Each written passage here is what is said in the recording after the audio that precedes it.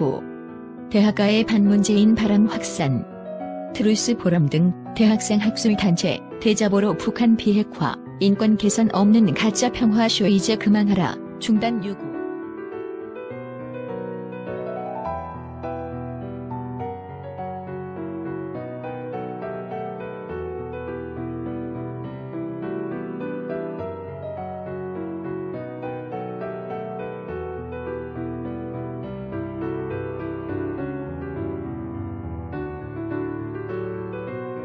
서울대 안에서 좌파의 아성이라 불리는 사회과학대학 로비에 최근 문재인 대통령님 제발 반성하세요라는 제목의 대자보가 붙었다. 대학원생인 이모 씨가 게재한 대자보다.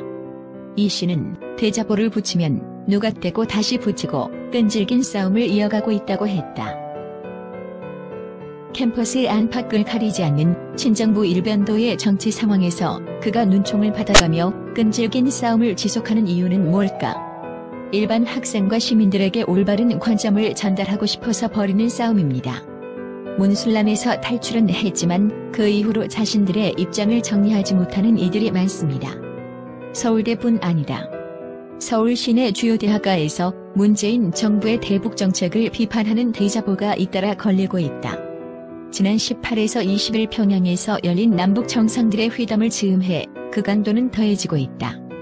그리고 그 중심에 대학원생이 주축이 된 전국 조직의 청년 우파 단체 트루스 포럼이 서 있다.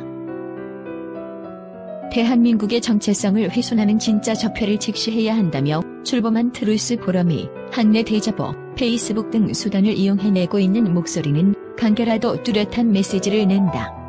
문재인 대통령님, 제발 반성하세요. 종전선언, 평화협정은 곧 전쟁선언이다.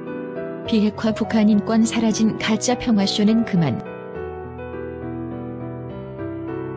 서울대 트루스 포럼은 대자보를 통해 문재인 대통령을 지지하지 않는 여론조사 응답자 중 41%가 경제 및 민생 문제를 꼽았을 정도로 세계 11위의 GDP를 가진 경제대국에 이미 잘 돌아가고 있던 경제를 집권 1년 만에 112만 명의 실업자를 양산하는 경제로 바꿔놓을 만큼 철저히 경제에 무능한 것이 정부 여당이라고 주장했다.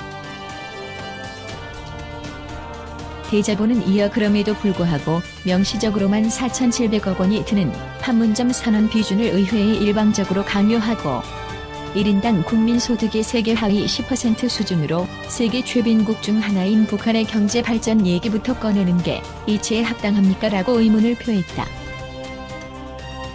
연세대 트루스 포럼도 대자보를 통해 김정은이 말하는 종전선언은 북한이 불법적으로 도발한 침략 전쟁인 6.25 전쟁을 이른바 민족해방전쟁으로 둔갑시키겠다는 의도가 있다고 지적하고 1953년 정전협정이 체결된 이래 남북한은 7.4 공동성명, 남북기본합의서, 14선언 등을 통해 이미 종전선언에 버금가는 합의를 한 바 있다고 설명했다.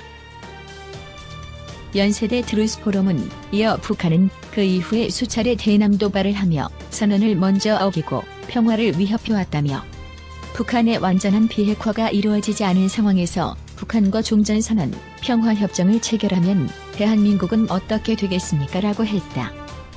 또 북한의 도발과 위협을 막아왔던 세계 최강의 미군이 한반도에서 철수하게 되고 이는 적화 통일의 야욕을 포기하지 않는 북한에게 민족해방의 이름으로 전쟁을 일으키는 기회를 주게 될 것이라고 전망했다.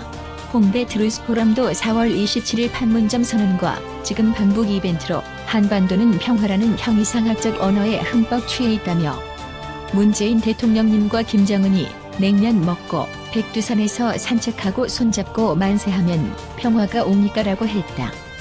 또 경제인들까지 대동하여 대대적인 쇼와 함께 NLL까지 내어주기만 하고 얻은 것은 하나도 없다. 비핵화의 약속은 어디 갔는지요? 임종석 비서실장은 북한 비핵화 약속에 대해 아무런 대답도 못하고 있다.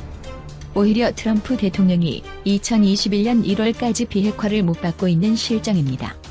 국민의 안보를 위해 미국의 대통령이 지켜주나라고 했다. 숭실대 트루스 포럼도 청춘은 암담한데 핵무기를 계속 개발한다는 IAEA 발표에도 불구하고 오직 북한 퍼주기에만 몰두한다.